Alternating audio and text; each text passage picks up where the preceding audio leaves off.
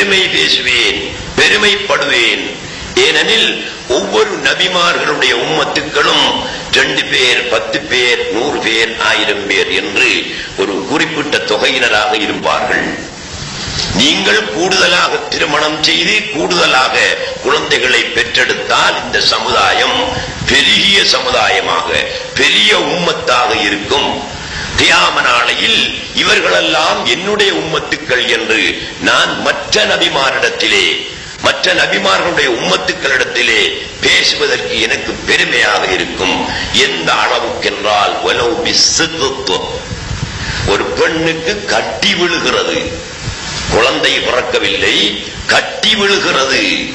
அந்த கட்டியை கொண்டும் நான் பெருமை பேசுவேன்.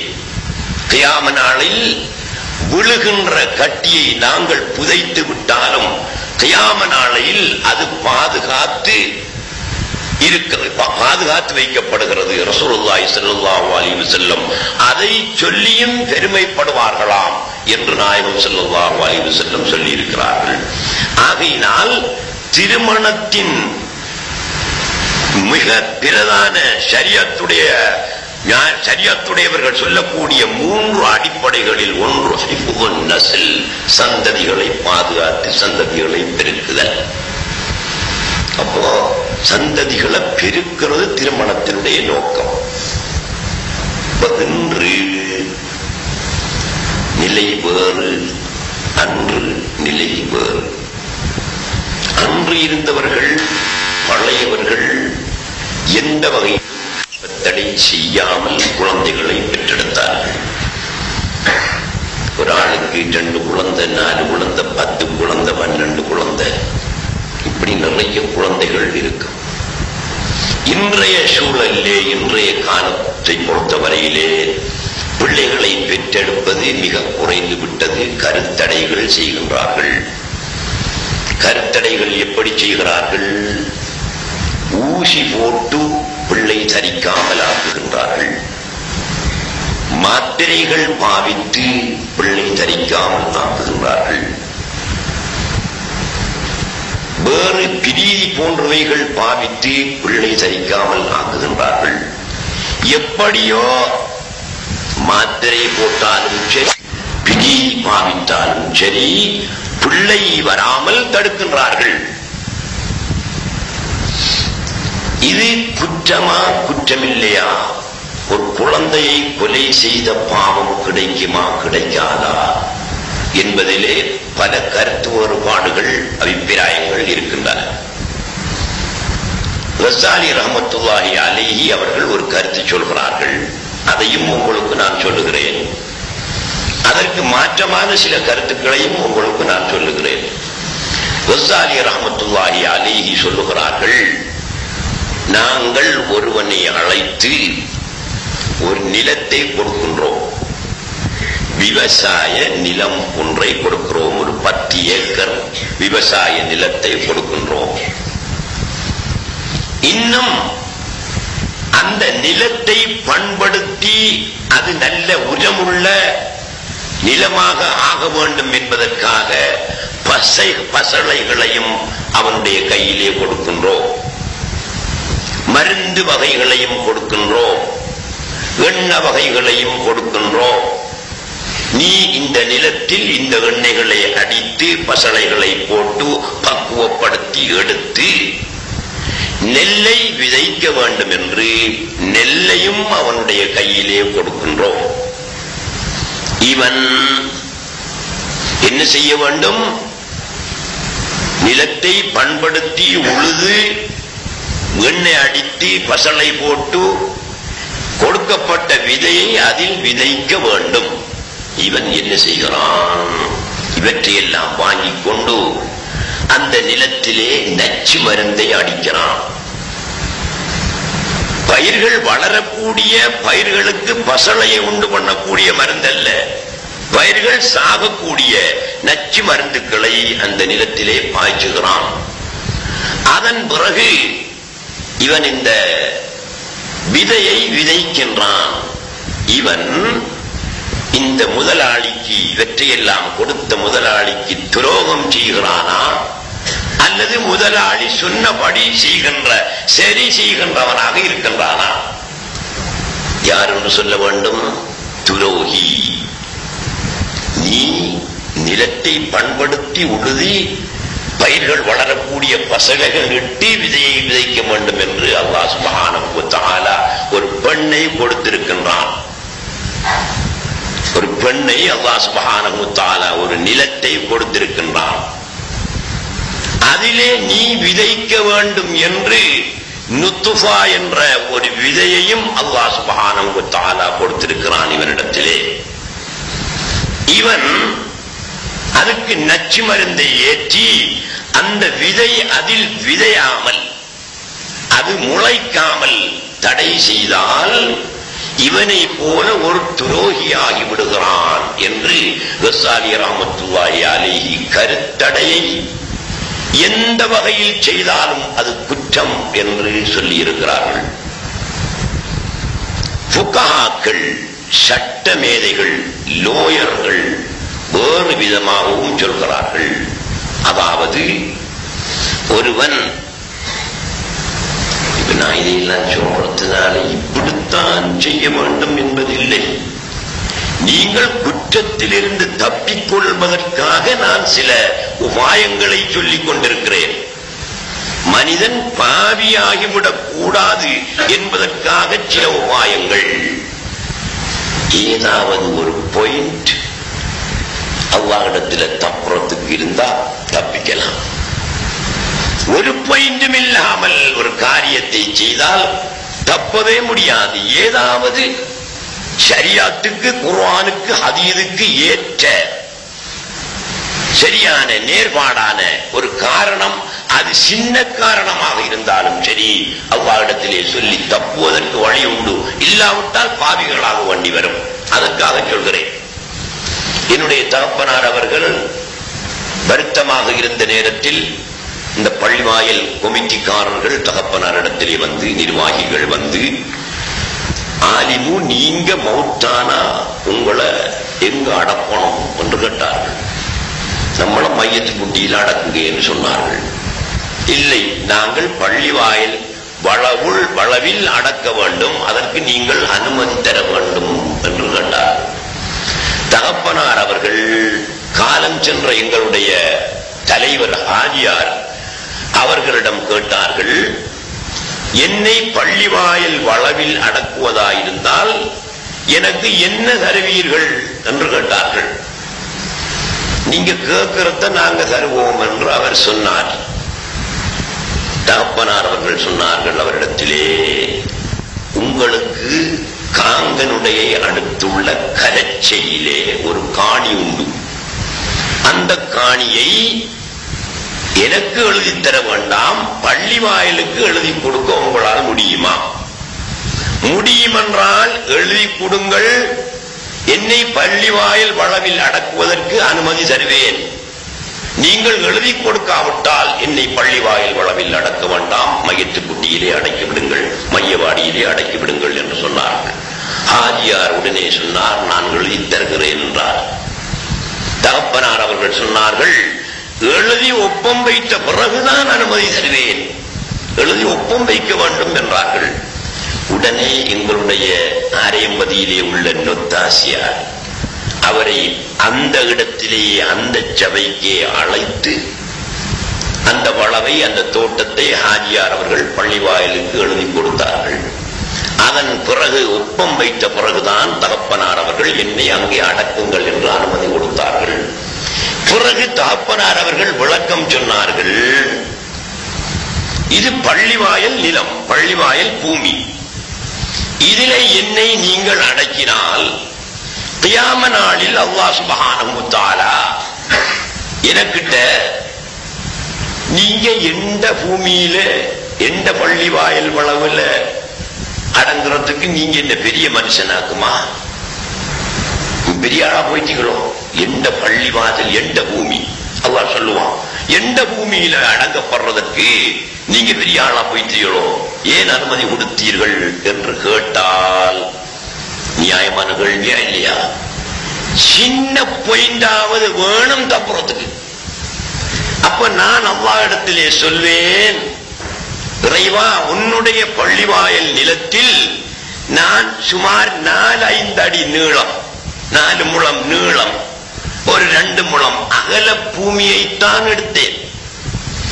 ஆனால் உனக்காக கரைச்சையிலே எத்தனையோ ஏக்கர் காணிகளை வெளியித்தர வைத்தேன். அப்படி செய்த நான் உன்னுடைய பூமியில் 5 முழம் நீளம் 2 முழம் அகலத்தில் ஒரு சிறு பகுதியை எடுத்தால் என்ன என்று நான் கேட்கும் போது அல்லாஹ் சுப்ஹானஹு வ தஆலா சரிதான் என்று ஏற்றுக்கொள்வான். அதற்கு என்னிடத்திலே ஒரு பாயிண்ட் வேணும் என்பதற்காகத்தான் நான் அதை சொன்னேன் என்று சொன்னார்கள். அதே போல் எந்த ஒரு கர்மத்தை நாங்கள் செய்தாலும் ஏதாவது ஒரு பாயிண்ட் இருக்குமானால் தப்பிக்கொள்ளலாம். பாயிண்ட் இல்லாமல் செய்தால் அத்தனை பேரும் குற்றவாளிகள் தான். ஆகவே இந்த கருத்தட விஷயத்திலே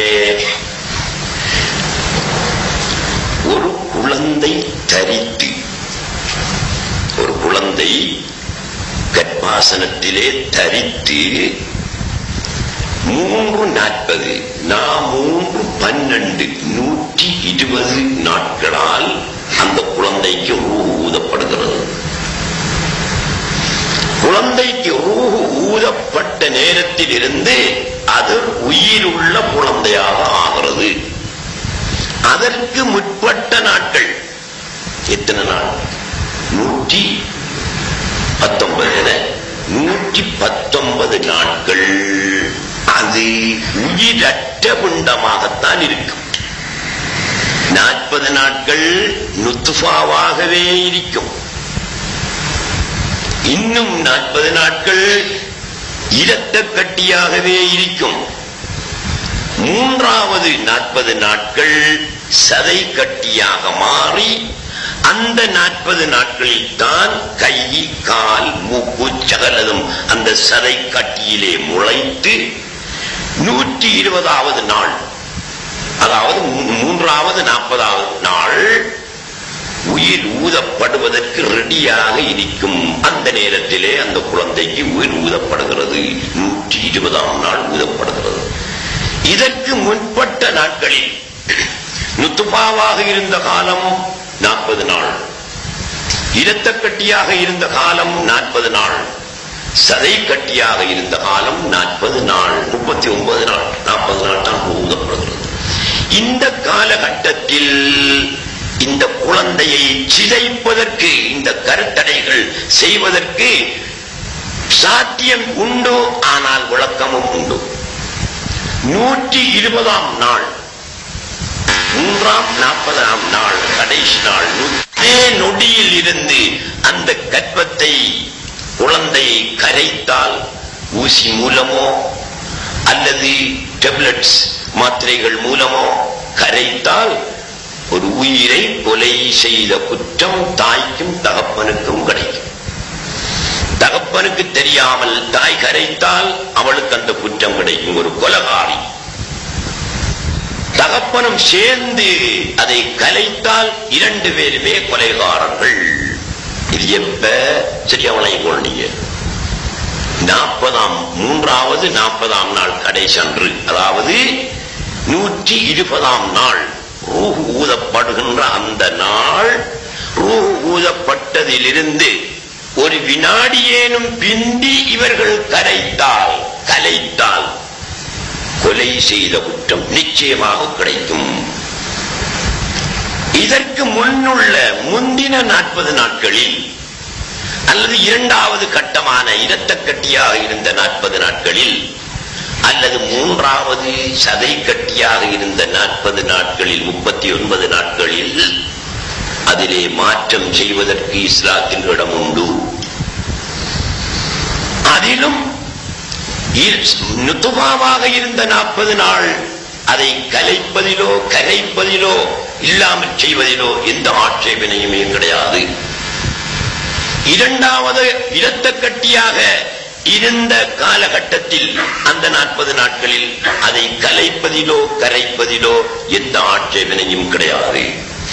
3ஆம் 40 நாள் 39 நாட்களில் அதை கலைப்பதில் கரைப்பதில் சிலர் பிழை என்றும் சிலர் சரி என்றும் கூறுகிறார்கள். முடிஞ்ச அளவுக்கு அதை நாங்கள் தவித்துக் கொள்வோம். எது 40 நாட்கள் 80 நாட்கள் முடிந்து அடுத்த 40 நாட்களில் சதை கட்டியாக இருக்கக்கூடிய காலகட்டத்தில் கலைப்பதற்கு நாங்கள் முயற்சி எடுப்பதை தவிர்த்துக் கொள்ள வேண்டும். உயிர் கொடுக்கப்பட்டதற்கு பிறகு அது கொலையேதான், அது சந்தேகம் இல்லை. இந்த காலகட்டத்தில் சதை கட்டியாக இருந்த காலகட்டத்தில் நீங்கள் தவிர்த்துக் கொள்ள வேண்டும்.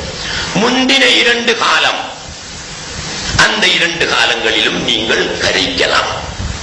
இன்ஜெக்ஷன் மூலமோ மாத்திரைகள் மூலமோ கரைக்கலாம். சரி, இது கர்ப்பமான பின் 40 நாட்களில் கரைத்தல், அடுத்த 40 நாட்களில் கரைத்தல் என்ற கருத்து. கர்ப்பமாகாமலேயே தடை பண்ணலாமா? கர்ப்பமாகாமல் முற்றும் முழுதாக தடை பண்ணுவது கூடாது, ஹராம். பிள்ளையே வேண்டாம் என்று இன்ஜெக்ஷன் மூலமோ மாத்திரை மூலமோ ஆபரேஷன் மூலமோ பிள்ளையே வேண்டாம் என்று முற்றும் முழுதாக தடை பண்றது ஹராம். வேறு எந்த வகையில் தடை பண்ணலாம்? ஒரு கால எல்லை போட்டு தடை பண்ணலாம். இப்ப ஒரு குழந்தை பிறந்துட்டு, இதைத்தான் பிறந்த புருஷங்காரன் எப்படா 40 நாள் முடியும் என்று காத்துக்கிட்டு கிடக்கான். 41வது நாள் அவன் கூப்பிடுறான். அவள் சொல்றாள், இப்பான உள்ள உண்டாகி பேத்து போட்டு இன்றைக்கு தானே குளிச்சுக்கிட்டு இருக்கேன். என்ன சனி என்பற அடுத்த உள்ள இந்த அடுத்த வருஷம் வந்துருமே, எவ்வளவு கஷ்ட நஷ்டம், என்ன உடலை பார்த்தீங்களா அங்கே என்ன அவள் சொல்றாள். அவன் அவனும் இழுத்து போட்டு விஷயத்தை முடிச்சுட்டான். புள்ள உண்டாகியாச்சு. அந்த வருஷத்திலே அடுத்த குழந்தை. இந்த புள்ள கீச்சு மூச்சண்டு கத்த புள்ள, அந்த புள்ளையும் கீச்சு மூச்சண்டு கத்துற வயசாയിരിக்கும். 2 ஆச்சு. கொஞ்சம் தொழுகையிலையும் கொடுக்க ஆரம்பிச்சிருவான். என்ன 2 புள்ளோட வேலையும் பார்க்கணும்னா, இந்த புள்ள மூத்திர மேஞ்சிட்டு போட்டு அதை புடவையை கழுவி போட்டு இப்ப மேல கழுவிட்டு வர, இதை தூக்க இந்த மூத்திர மேஞ்சி போட்டு. அப்ப அவளுக்கு தொழுகைக்கும் சில பிரச்சனைகள் ஏற்படுகிறது. 2வது பிள்ளையும் பிறந்து 41ஆம் நாள் மறந்தா போவேன். 3வது புள்ள 3வது வருஷத்துல. அப்ப இவளுக்கும் பல சிக்கல்கள். வணக்க வழிபாடுகள்ல ஈடுபடுவதற்கு, கணவனுடைய கடமைகள்ல ஈடுபடுவதற்கெல்லாம் வாய்ப்பு இல்லாமல் போகக்கூடிய ஒரு சந்தர்ப்பம். அதே நேரத்தில் தொடர்ந்து அவள் பிள்ளை பெற்றதினால் அவளுடைய உடல் பாதிப்பு, நோய் நொம்பலங்கள் அவளுக்கு ஏற்படும். அதே நேரத்தில் இவர் வருஷத்துக்கு கொண்டு குட்டி என்றாமல் ஈண்டு போட்டாருன்னா 10 பிள்ளைகள். இவர் செய்கிற வேலை என்னன்னா, ஒரு நாளைக்கு 50 ரூபாட சொல்லி 10 பிள்ளைகள். அப்ப இதுகளுக்கு உணவு கொடுக்கிறது, உடை கொடுக்கிறது, இதுகளுக்கு மருந்து மாயம் செய்கிறது ஆரிய கடமை, கணவனுடைய கடமை. ஆகவே உன்னுடைய அக்கலை பாவித்து நீ நடக்க வேண்டும். இறைவன் நாடியதுதான் நடக்கும், அதில் சந்தேகம் இல்லை. உன்னுடைய அக்கலை பாவிக்க வேண்டும். ரோட்ல பாம்பு படுக்குது, என்ன செய்வோம்? அல்லாஹ் நாடியது நடக்கும், நான் போவேன். போறீங்களா யாரும்? அல்லாஹ் நாடியதுதான் நடக்கும் என்ற நம்பிக்கையே உண்டு. நாங்கள் போகிறோமா? போக மாட்டோம். பாம்பை அடிப்போம் அல்லது பாம்பு போன பிறகு போவோம். அக்கலை பாவிக்க வேண்டிய நிலைமை அங்கு ஏற்படுகிறது. ஆகவே வருடத்துக்கு 1 பெற்று தொடராக 5 பிள்ளை 10 பிள்ளை என்று நீங்கள் பெறக்கூடிய நேரத்தில் அதனால் பல கோணங்களில் பல விபரீதங்கள் ஏற்படுகின்றன. ஆகையினால் நீங்கள் உங்களுடைய அக்கலை பாவித்து நீங்கள் பிள்ளை குட்டிகளை பெற்று சந்தானங்களை பெற்று பெருக்க வேண்டும். பெருக்குங்கள் என்ற கருத்து அதற்கு வருஷத்துக்கு கொண்டு நாய்க்குட்டி போடுறா போல போடுங்கள் என்ற கருத்து அல்ல. பெருக்குங்கள், பிள்ளைகளை பெருங்க வானான்னு சொல்லல, பிள்ளைகளை பெருங்கள், கூட குறைய பெறுங்கள். அதனால ஒவ்வொரு வருஷமும் பெறுங்கள் என்ற கருத்து வராது. ஒன்றோடு இருக்காதப்பா, 2ஓடு இருக்காத, நீ காலை விட்டு பெறுவானப்பா. இடைவெளி ஒரு 3 வருஷமோ 4 வருஷமோ அப்படி காலம் விட்டு பெற்றால் அதனால் இந்த விபரீதம் ஏற்பட மாட்டாது. ஆகையினால் அன்புள்ள சகோதரர்களே, நீங்கள் ஆண்களும் பெண்களும் தெரிந்து கொள்ள வேண்டும். இது சிலருக்கு பிரச்சனை. இதனால வீட்டிலேயும் சில பிரச்சனைகள் என்ன செய்யும், கணவன் மனைவிக்கு இடையிலே ஏற்படும். நீங்கள் ஒரு முடிவு எடுத்துக் கொள்ளலாம். எதிர்பாராமல் கருத்தரித்து விட்டதா ஒரு டாக்டரிடம் காட்டி நீங்கள் அதற்கு கலைப்பதாக கரைப்பதாக இருந்தாலும் 40 நாட்களுக்கு இடையில் துபாவாக இருக்கின்ற காலத்தில் செய்ய பாருங்கள். அல்லது 2வது கட்டமாகிய இரத்தக்கட்டியாக இருக்கக்கூடிய காலத்திலே செய்ய பாருங்கள். 3ஆம் கட்டத்திலே நீங்கள் செய்ய வேண்டாம், தவித்துக் கொள்ளுங்கள். உயிர் கொடுக்கப்பட்டவின் முற்றாக தவித்துக் கொள்ளுங்கள். அடுத்தது கரு அறவே தரிக்காமல் முற்றாக நீங்கள் தடை செய்து விட வேண்டாம். ஒரு பொம்பளைக்கு வருத்தம் இருக்கு, வயிற்றில் ஒரு வருத்தம். டாக்டர்கிட்ட கொண்டு போய் சொல்றோம், இவைக்கு வயிற்று வலி, ஒரு என்ன செய்யணும், அவன் பார்த்துட்டு ஆபரேஷன் ஒன்று செய்யணுங்கிறான். வயிற்று வலிக்கு ஆபரேஷன் செய்யணும், வயிற்றுல இன்னும் ஒரு கட்டிருக்கு, என்னமோ ஒன்று இருக்கலாம். சரி, ஆபரேஷன் பண்ண போனவன் திரும்ப சொல்கிறான் புருஷனாருக்கிட்ட வந்து, இவரை கொஞ்சம் ஆபரேஷன் பண்ணணும், ஆனால் ஆபரேஷன் பண்ற நேரங்களில் இவர அந்த கற்ப குடலையும் என்ன செய்ய வேண்டி வெட்டி எடுக்கத்தான் போகணும், இல்லாட்டி ஆபரேஷன் பண்ணலாம் சொல்றான். இந்த இடத்துல புருஷன் என்ன செய்யணும், கற்ப குடையில வெட்டி எடுக்க நம்மளை பஞ்சாயத்து ஆண்டு இழுத்துட்டு வாரதில்லை. அப்படியா, கற்பம் தரிக்கக்கூடிய அந்த குடலை வெட்டி தான் எடுத்தால் தான் ஆபரேஷன் பண்ணலாம், ரைட் எடு என்று இவன் அனுமதி கொடுக்க வேண்டும். அதே மாதிரி அவளும் அனுமதி எடுக்க வேண்டும். இப்படியான ஒரு கட்டத்திலே அந்த கற்பப்பை வெட்டி எடுக்கப்படுவது, அதனால் பிள்ளை இல்லாமல் போவதில் எந்த பாவமும் கிடையாது. அது நோய்க்காக தவிர்க்க முடியாத ஒரு காரணத்துக்காக அவன் செய்கின்றான்.